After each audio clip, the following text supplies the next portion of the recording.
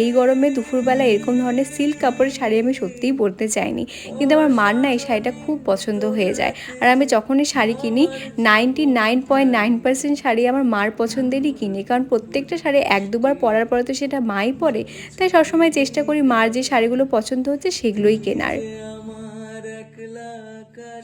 অন্য দিনের তুলনায় আজকে সাজটা একটু অন্যরকম রেখেছিলাম। শাড়ি এই প্রথমবার জীবনে আমি এত বড় পিন করে পরেছি। শাড়ির পাড়টা এতটাই সুন্দর ছিল না, মনে হলো এটাকে যদি আমি ঢেকে দিই পুরো শাড়ির সৌন্দর্যটাই নষ্ট হয়ে যাবে। তার সাথে এই গয়নাটাও নতুন নিয়েছি, অনলাইনে কিনেছি, একদম কম প্রাইসে পেয়েছি। আর মালাটার ডিজাইনটা এতই সুন্দর ছিল যে দেখা মাত্র আমি অর্ডার করে দিই। সেটার সাথে মা বলে পুজোর সময় গোল্ড পরা নাকি খুব ভালো, তাই সেই গোল্ডের রিং আর গোল্ডের যে চেন আছে সেটাকে লকেট সহকারে পরে নিই।